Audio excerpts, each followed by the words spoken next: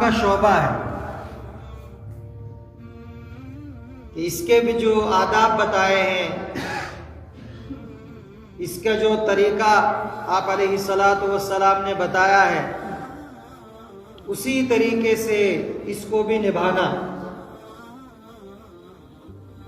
اور چوتھا جو شعبہ ہے وہ معاشرت کا ہے، ہمارا جو رہن سہن ہے، طرز زندگی ہے کہ ہم نے زندگی کیسے گزارنی ہے، ہم نے بڑوں کے ساتھ کیسے پیش آنا ہے، ہم نے چھوٹوں کے ساتھ کیسے پیش آنا ہے، ہم نے اپنے گھر میں والدین کے ساتھ کیسے پیش آنا ہے۔ ایک شوہر ہے تو بیوی کے کیا حقوق ہیں، بیوی ہے تو شوہر کے کیا حقوق ہیں، والدین ہیں تو بچوں کے کیا حقوق ہیں، اور اولاد ہیں تو ان پر اپنے والدین کے کیا حقوق ہیں، کس طریقے سے زندگی کو گزارنا ہے، اس میں بھی ہم آزاد نہیں ہیں۔ تو ایک شعبہ معاشرت کا ہے، اور پانچواں جو شعبہ ہے وہ اخلاق کا شعبہ ہے، اخلاقیات کا، کہ ہمارا ظاہر بھی درست ہو جائے اور ہمارا باطن بھی درست ہو جائے، ظاہر کی بیماریوں کو بھی ہم دور کریں اور اس سے جو خطرناک بیماریاں اندرون کی ہیں ان کو بھی ہم درست کریں، کہ اخلاقی گراوٹ نہ ہو، کہ حسد ہے، کینہ ہے، کپٹ ہے، تکبر ہے، بغض ہے، یہ ساری چیزیں کہاں ہیں؟ یہ ساری چیزیں اندر ہیں، ان کو نکالنا، ان کو دور کرنا، کیونکہ حسد جو ہے ایک ایسی بیماری ہے جس کو لگ جاتی ہے، اللہ معاف فرمائے، تو یہ اگر نیکیوں کے انبار بھی ہوں گے، نیکیوں کا ڈھیر بھی ہوگا، تو اللہ کے نبی صلی اللہ علیہ وسلم کا پاک ارشاد ہے، آپ علیہ الصلاۃ والسلام نے فرمایا کہ یہ حسد نیکیوں کو ایسے ہی کھا جاتا ہے جس طریقے سے آگ سوکھی لکڑی کو کھا جاتی ہے، یا ایک روایت کے الفاظ ہے سوکھی گھاس کو کھا جاتا ہے، کہ سوکھی گھاس کا ڈھیر ہو، سوکھی لکڑیوں کا ڈھیر ہو، اس میں تھوڑی سی آگ لگ جائے تو آنن فانن وہ سارا ڈھیر جل جائے گا، ختم ہو جائے گا۔ یہی حال جو ہے اس حسد کا ہے۔ اس لیے میرے محترم بزرگوں اور دوستوں، اللہ تبارک و تعالی نے ہم سے جو مطالبہ کیا، یا ایھا الذین آمنوا ادخلوا فی السلم کافہ، اے ایمان والو تم مکمل طریقے سے اسلام میں داخل ہو جاؤ، اور اسلام کے یہ پانچوں کے 5 شعبے ہیں کہ جون سا بھی شعبہ کمزور ہوگا اتنے ہم ناقص ہوں گے، اس کا ہم سے مطالبہ کیا جائے گا۔ تو اس لیے اپنے معاملات کو درست کرنا، اپنی معاشرت کو درست کرنا، اپنے اخلاق کو درست کرنا، اور یہ اخلاق کا شعبہ اتنا اہم شعبہ ہے کہ اسلام جو پھیلا ہے، اسلام جو پھیلے گا، اسلام نے جو ترقی کی ہے، یہ اسی اخلاق کی درستگی سے کی ہے، کیونکہ ہمارا جو ایمان ایک ایسا شعبہ ہے، ایمان ایک ایسی چیز ہے کہ یہ ہم کسی کو دکھا ہی نہیں سکتے ہیں۔ ایمان اللہ اور بندے کے درمیان میں ایک راز ہے،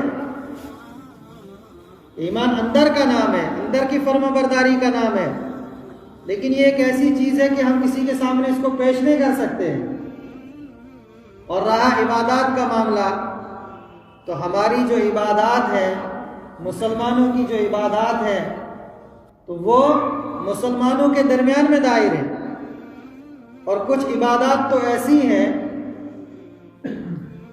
کہ حج ہے تو حج کہاں پہ ہوتا ہے؟ دنیا میں ایک ہی جگہ ہے جہاں حج ہوتا ہے، وہ بیت اللہ ہے، اور وہ ایسا شہر ہے کہ جہاں دوسرے مذاہب والوں کو پابندی ہے، وہ وہاں جا ہی نہیں سکتے ہیں، تو وہاں پہ ہمارا حج ہو رہا ہے، اور ہماری نماز مسجد میں ہو رہی ہے۔ ہماری نماز کہاں ہے؟ ہماری نماز مسجد میں ہو رہی ہے۔ ہماری جو زکوٰۃ ہے کہ جو تمہارے مالدار لوگ ہیں وہ اپنے مال کی زکوٰۃ نکالیں، اور کن کو دیں؟ کہ جو مسلمانوں کے غریب ہیں ان کو دیں، ان کے لیے۔ اور روزہ، کہ روزہ ایک ایسی عبادت ہے کہ یہ تو بندے اور اللہ کے درمیان میں ایک راز ہے۔ روزہ تو ہم اپنے گھر والوں کو بھی نہیں دکھا سکتے ہیں۔ ٹھیک ہے، ہم نے صبح سحری گھر والوں کے ساتھ کی، ہم نے افطاری ان کے ساتھ کی، لیکن دن بھر ہم روزے سے رہے یا نہیں رہے، یہ اللہ اور بندے کے درمیان کا راز ہے۔ تو یہ عبادات کا جو شعبہ ہے کہ ان عبادات کو ہم صرف اور صرف جو ہے یہ کسی کو دکھا نہیں سکتے ہیں، تو ہمارے اسلام کا اظہار کہاں پہ ہوگا؟ کہ ہمارے اسلام کا اظہار معاملات سے ہوگا۔ کہاں سے ہوگا؟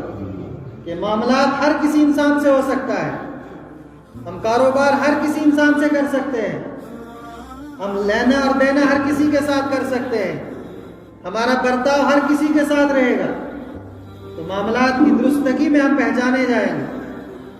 معاملات کی درستگی کی بنیاد پر جو ہے اسلام کا تعارف ہوگا، مسلمان کا تعارف ہوگا۔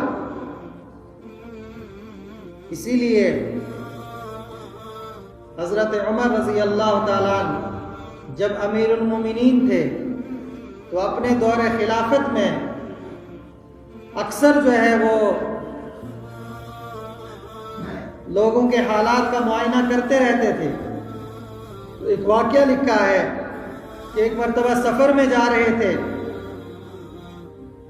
اور سفر میں ان کو بھوک لگی، پیاس لگی، تو پانی اور کوئی کھانے کی چیز ساتھ میں نہیں تھی، تو ایک گڈریے کو دیکھا۔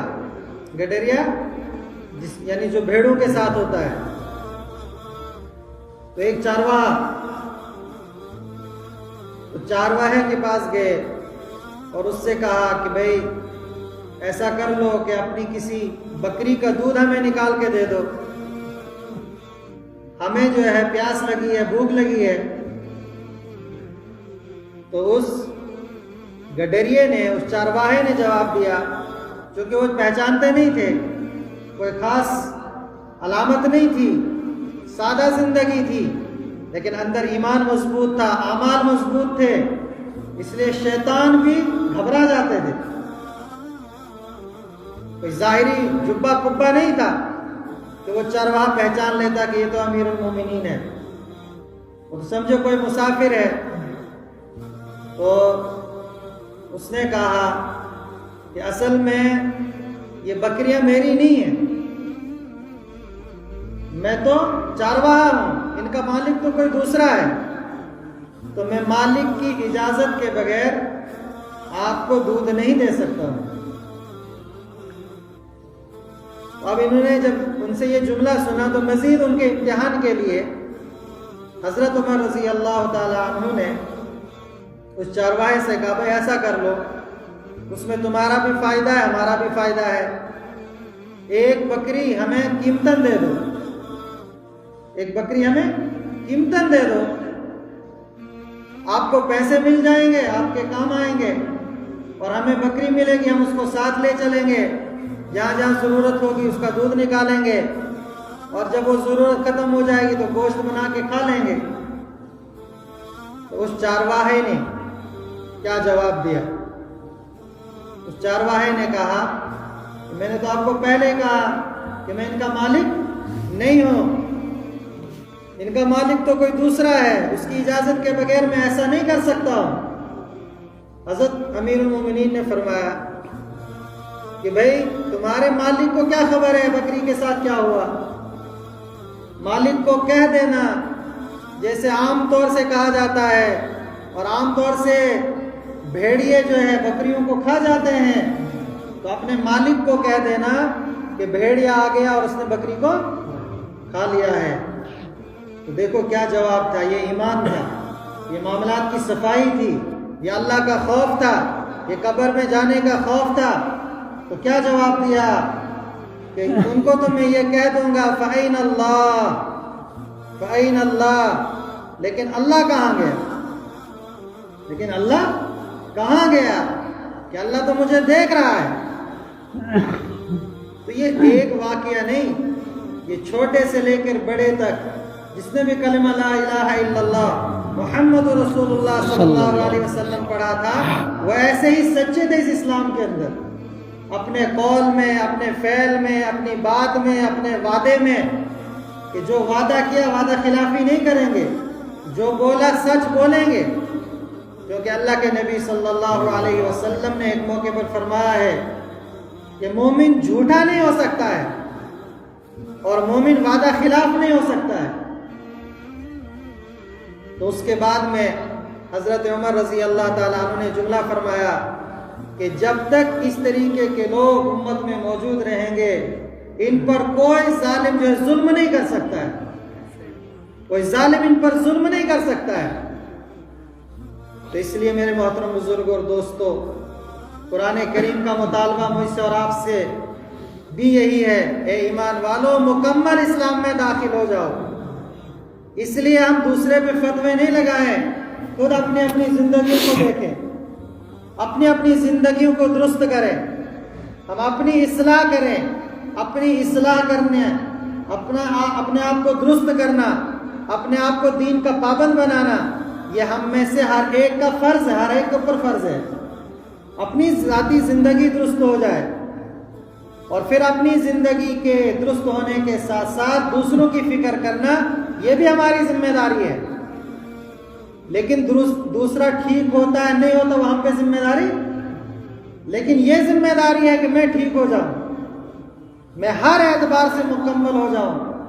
کیونکہ قبر میں نے اکیلے نہیں جانا ہے، قبر میں نے اپنی زندگی کا حساب دینا ہے. قبر میں مجھ سے میرے متعلق پوچھا جائے گا کہ تیرا رب کون ہے، تیرا دین کیا ہے، تیرا نبی کون ہے، یہ مجھ سے پوچھا جائے گا. میری قبر میں میرے محلے والوں کے بارے میں نہیں پوچھا جائے گا، کسی اور کے بارے میں نہیں پوچھا جائے گا. تو اس لیے میرے محترم بزرگوں اور دوستو، اللہ تبارک و تعالی نے مختصر سی جو زندگی ہمیں عطا فرمائی ہے، اس لیے ہم اپنی زندگی کو دیکھیں کہ ہم کس راستے پہ جا رہے ہیں، ہم نے کون سا راستہ چنا ہوا ہے. آیا ہم نے جو ایمان لایا ہے اور ہم سے جو مطالبہ اسلام کا ہے، یہ اسلام میری زندگی میں ہے یا نہیں؟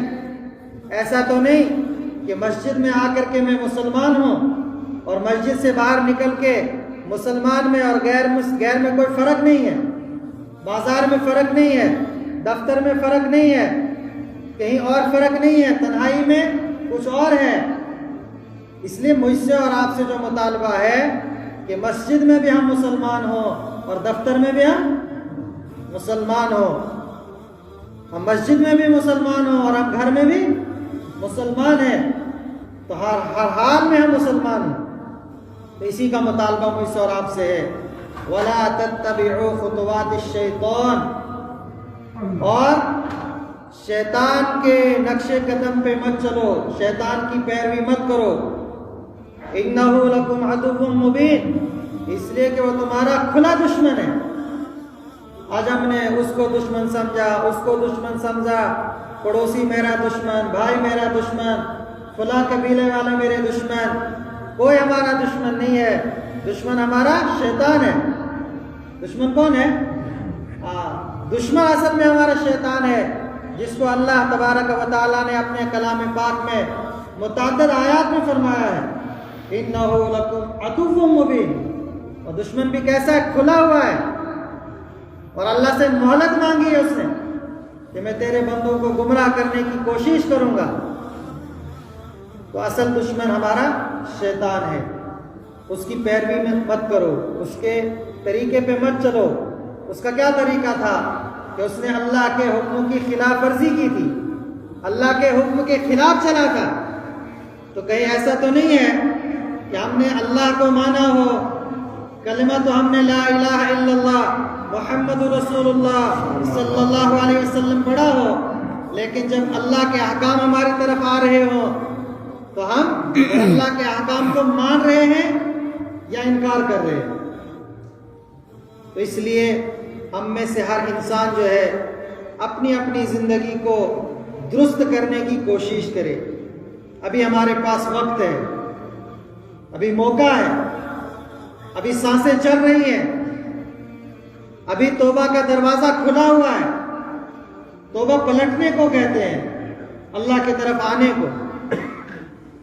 تو اس لیے ہم سب یہ نیت ارادے کریں کہ انشاءاللہ ہم اپنی زندگیوں کو درست کریں گے، ہم اپنی زندگیوں کو بہتر بنائیں گے، اور اب تک جو ہم سے نافرمانی ہوئی ہے، جو زندگیاں ہماری نافرمانی میں گزری ہیں، جو اوقات اور جوانی اللہ کی نافرمانی میں گزری ہیں، تو اللہ کے سامنے پکی سچی توبہ کریں گے انشاءاللہ۔ میں نے ایک حدیث شروع میں آپ حضرات کے سامنے پڑھی تھی۔ اللہ کے نبی صلی اللہ علیہ وسلم نے فرمایا کہ دنیا میں سب سے بہترین جو جگہ ہے وہ مسجدیں ہیں۔ دنیا میں سب سے بہترین جگہ کیا ہے؟ مسجدیں ہیں۔ احب البلاد الی اللہ مساجدها، اور ناپسندیدہ جگہ ہے جو ہے وہ بازار ہیں۔ وہ کیا ہے؟ بازار ہیں۔ اس لیے مسجدیں جو ہے، اللہ رب العزت نے فرمایا کہ مساجد کی جو تعمیر کرتا ہے کون؟ انما یعمر مساجد اللہ من آمن باللہ، جو اللہ پر ایمان لاتے ہیں، جو آخرت کے دن پر ایمان رکھتے ہیں، وہ مسجدوں کی تعمیر کرتے ہیں۔ اس لیے آپ کے سامنے بھی مسجد کی تعمیر چل رہی ہے، مسجد کا مرحلہ آپ کے سامنے ہے، زیر تعمیر ہے۔ اگر ہم میں سے کسی کا اپنا ذاتی، اور چوتھا جو شعبہ ہے وہ معاشرت کا ہے، ہمارا جو رہن سہن ہے، طرز زندگی ہے، کہ ہم نے زندگی کیسے گزارنی ہے، ہم نے بڑوں کے ساتھ کیسے پیش آنا ہے، ہم نے چھوٹوں کے ساتھ کیسے پیش آنا ہے، ہم نے اپنے گھر میں والدین کے ساتھ کیسے پیش آنا ہے۔ ایک شوہر ہے تو بیوی کے کیا حقوق ہیں، بیوی ہے تو شوہر کے کیا حقوق ہیں، والدین ہیں تو بچوں کے کیا حقوق ہیں، اور اولاد ہے تو ان پر اپنے والدین کے کیا حقوق ہیں، کس طریقے سے زندگی کو گزارنا ہے، اس میں بھی ہم آزاد نہیں ہیں۔ تو ایک شعبہ معاشرت کا ہے، اور پانچواں جو شعبہ ہے وہ اخلاق کا شعبہ ہے، اخلاقیات کا، کہ ہمارا ظاہر بھی درست ہو جائے اور ہمارا باطن بھی درست ہو جائے، ظاہر کی بیماریوں کو بھی ہم دور کریں، اور اس سے جو خطرناک بیماریاں اندرون کی ہیں ان کو بھی ہم درست کریں، کہ اخلاقی گراوٹ نہ ہو، کہ حسد ہے، کینہ ہے، کپٹ ہے، تکبر ہے، بغض ہے، یہ ساری چیزیں کہاں ہیں؟ یہ ساری چیزیں اندر ہیں۔ ان کو نکالنا، ان کو دور کرنا، کیونکہ حسد جو ہے ایک ایسی بیماری ہے جس کو لگ جاتی ہے، اللہ معاف فرمائے، تو یہ اگر نیکیوں کے انبار بھی ہوں گے، نیکیوں کا ڈھیر بھی ہوگا، تو اللہ کے نبی صلی اللہ علیہ وسلم کا پاک ارشاد ہے، آپ علیہ الصلوۃ والسلام نے فرمایا کہ یہ حسد نیکیوں کو ایسے ہی کھا جاتا ہے جس طریقے سے آگ سوکھی لکڑی کو کھا جاتی ہے، یا ایک روایت کے الفاظ ہیں سوکھی گھاس کو کھا جاتا ہے، کہ سوکھی گھاس کا ڈھیر ہو، سوکھی لکڑیوں کا ڈھیر ہو، اس میں تھوڑی سی آگ لگ جائے تو آنن فانن وہ سارا ڈھیر جل جائے گا، ختم ہو جائے گا۔ یہی حال جو ہے اس حسد کا ہے۔ تو اس لیے میرے محترم بزرگوں اور دوستوں، اللہ تبارک و تعالی نے ہم سے جو مطالبہ کیا، یا ایھا الذین آمنوا ادخلوا فی السلم کافہ، اے ایمان والو تم مکمل طریقے سے اسلام میں داخل ہو جاؤ، اور اسلام کے یہ پانچوں کے 5 شعبے ہیں، کہ جون سا بھی شعبہ کمزور ہوگا اتنے ہم ناقص ہوں گے، اس کا ہم سے مطالبہ کیا جائے گا۔ تو اس لیے اپنے معاملات کو درست کرنا، اپنی معاشرت کو درست کرنا، اپنے اخلاق کو درست کرنا. اور یہ اخلاق کا شعبہ اتنا اہم شعبہ ہے کہ اسلام جو پھیلا ہے، اسلام جو پھیلے گا، اسلام نے جو ترقی کی ہے، یہ اسی اخلاق کی درستگی سے کی ہے. کیونکہ ہمارا جو ایمان ایک ایسا شعبہ ہے، ایمان ایک ایسی چیز ہے کہ یہ ہم کسی کو دکھا ہی نہیں سکتے ہیں. ایمان اللہ اور بندے کے درمیان میں ایک راز ہے. ایمان اندر کا نام ہے، اندر کی فرما برداری کا نام ہے، لیکن یہ ایک ایسی چیز ہے کہ ہم کسی کے سامنے اس کو پیش نہیں کر سکتے ہیں. اور رہا عبادات کا معاملہ، تو ہماری جو عبادات ہیں، مسلمانوں کی جو عبادات ہیں، تو وہ مسلمانوں کے درمیان میں دائر ہیں. اور کچھ عبادات تو ایسی ہیں کہ حج ہے تو حج کہاں پہ ہوتا ہے؟ دنیا میں ایک ہی جگہ ہے جہاں حج ہوتا ہے، وہ بیت اللہ ہے. اور وہ ایسا شہر ہے کہ جہاں دوسرے مذاہب والوں کو پابندی ہے، وہ وہاں جا ہی نہیں سکتے ہیں، تو وہاں پہ ہمارا حج ہو رہا ہے. اور ہماری نماز مسجد میں ہو رہی ہے. ہماری نماز کہاں ہے؟ ہماری نماز مسجد میں ہو رہی ہے. ہماری جو زکوٰۃ ہے کہ جو تمہارے مالدار لوگ ہیں وہ اپنے مال کی زکوٰۃ نکالیں، اور کن کو دیں؟ کہ جو مسلمانوں کے غریب ہیں ان کو دیں، ان کے لیے. اور روزہ، کہ روزہ ایک ایسی عبادت ہے کہ یہ تو بندے اور اللہ کے درمیان میں ایک راز ہے. روزہ تو ہم اپنے گھر والوں کو بھی نہیں دکھا سکتے ہیں. ٹھیک ہے، ہم نے صبح سحری گھر والوں کے ساتھ کی، ہم نے افطاری ان کے ساتھ کی، لیکن دن بھر ہم روزے سے رہے یا نہیں رہے، یہ اللہ اور بندے کے درمیان کا راز ہے. تو یہ عبادات کا جو شعبہ ہے کہ ان عبادات کو ہم صرف اور صرف جو ہے یہ کسی کو دکھا نہیں سکتے ہیں. تو ہمارے اسلام کا اظہار کہاں پہ ہوگا؟ کہ ہمارے اسلام کا اظہار معاملات سے ہوگا. کہاں سے ہوگا؟ کہ معاملات ہر کسی انسان سے ہو سکتا ہے. ہم کاروبار ہر کسی انسان سے کر سکتے ہیں، ہم لینا اور دینا ہر کسی کے ساتھ کر سکتے ہیں، ہمارا برتاؤ ہر کسی کے ساتھ رہے گا. تو معاملات کی درستگی میں ہم پہچانے جائیں گے. معاملات کی درستگی کی بنیاد پر جو ہے اسلام کا تعارف ہوگا، مسلمان کا تعارف ہوگا. اسی لیے حضرت عمر رضی اللہ تعالیٰ عنہ جب امیر المومنین تھے تو اپنے دور خلافت میں اکثر جو ہے وہ لوگوں کے حالات کا معائنہ کرتے رہتے تھے. تو ایک واقعہ لکھا ہے کہ ایک مرتبہ سفر میں جا رہے تھے اور سفر میں ان کو بھوک لگی، پیاس لگی، تو پانی اور کوئی کھانے کی چیز ساتھ میں نہیں تھی. تو ایک گڈریے کو دیکھا. گڈریا یعنی جو بھیڑوں کے ساتھ ہوتا ہے.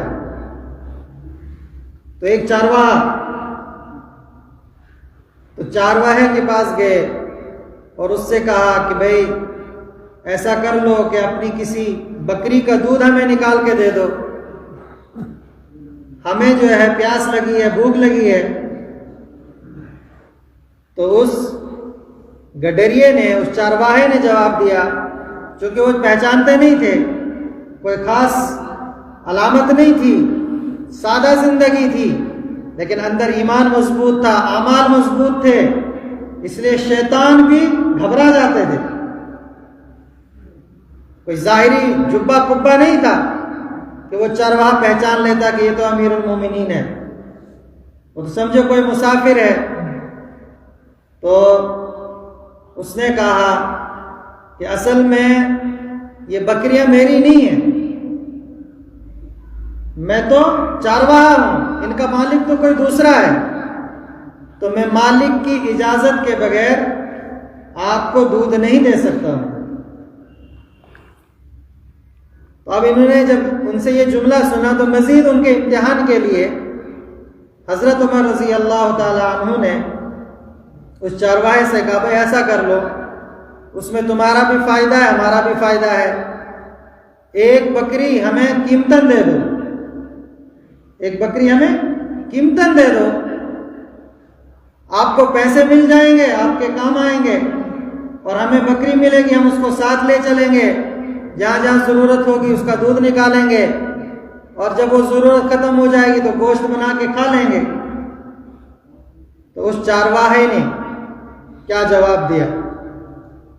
اس چارواہے نے کہا کہ میں نے تو آپ کو پہلے کہا کہ میں ان کا مالک نہیں ہوں، ان کا مالک تو کوئی دوسرا ہے، اس کی اجازت کے بغیر میں ایسا نہیں کر سکتا ہوں۔ حضرت امیر المومنین نے فرمایا کہ بھائی تمہارے مالک کو کیا خبر ہے بکری کے ساتھ کیا ہوا؟ مالک کو کہہ دینا، جیسے عام طور سے کہا جاتا ہے، اور عام طور سے بھیڑیے جو ہے بکریوں کو کھا جاتے ہیں، تو اپنے مالک کو کہہ دینا کہ بھیڑیا آ گیا اور اس نے بکری کو کھا لیا ہے۔ تو دیکھو کیا جواب تھا، یہ ایمان تھا، یہ معاملات کی صفائی تھی، یہ اللہ کا خوف تھا، یہ قبر میں جانے کا خوف تھا۔ تو کیا جواب دیا کہ ان کو تو میں یہ کہہ دوں گا فَأَيْنَ اللَّهُ فَأَيْنَ اللَّهُ، لیکن اللہ کہاں گیا؟ لیکن اللہ کہاں گیا کہ اللہ تو مجھے دیکھ رہا ہے۔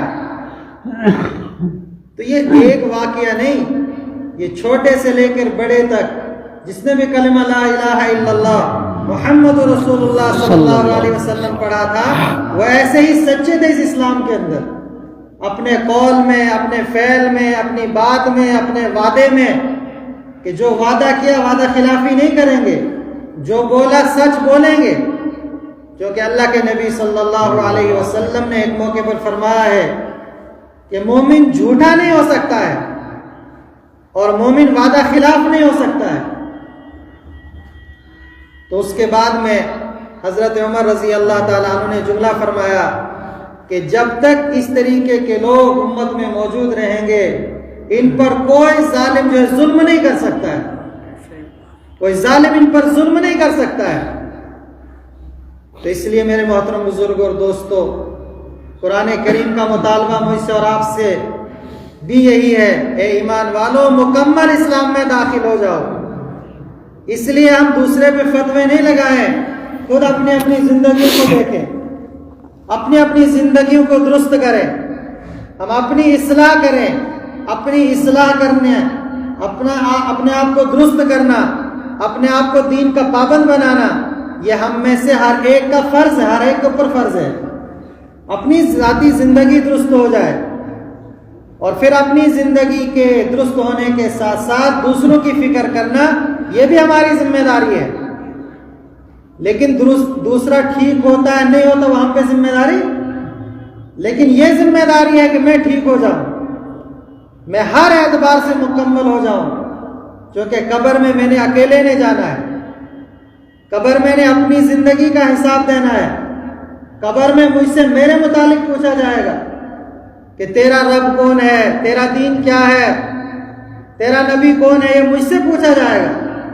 میری قبر میں میرے محلے والوں کے بارے میں نہیں پوچھا جائے گا، کسی اور کے بارے میں نہیں پوچھا جائے گا۔ تو اس لیے میرے محترم بزرگوں اور دوستو، اللہ تبارک و تعالی نے مختصر سی جو زندگی ہمیں عطا فرمائی ہے، اس لیے ہم اپنی زندگی کو دیکھیں کہ ہم کس راستے پہ جا رہے ہیں، ہم نے کون سا راستہ چنا ہوا ہے، آیا ہم نے جو ایمان لایا ہے اور ہم سے جو مطالبہ اسلام کا ہے، یہ اسلام میری زندگی میں ہے یا نہیں؟ ایسا تو نہیں کہ مسجد میں آ کر کے میں مسلمان ہوں اور مسجد سے باہر نکل کے مسلمان میں اور غیر میں کوئی فرق نہیں ہے، بازار میں فرق نہیں ہے، دفتر میں فرق نہیں ہے، کہیں اور فرق نہیں ہے، تنہائی میں کچھ اور ہے۔ اس لیے مجھ سے اور آپ سے جو مطالبہ ہے کہ مسجد میں بھی ہم مسلمان ہوں اور دفتر میں بھی ہم مسلمان ہوں، ہم مسجد میں بھی مسلمان ہوں اور ہم گھر میں بھی مسلمان ہیں، تو ہر حال میں ہم مسلمان ہیں۔ تو اسی کا مطالبہ مجھ سے اور آپ سے ہے، وَلَا تَتَّبِعُوا خُطُوَاتِ الشَّيْطَانِ، اور شیطان کے نقش قدم پہ مت چلو، شیطان کی پیروی مت کرو، اِنَّهُ لَكُمْ عَدُوٌّ مُبِينٌ، اس لیے کہ وہ تمہارا کھلا دشمن ہے۔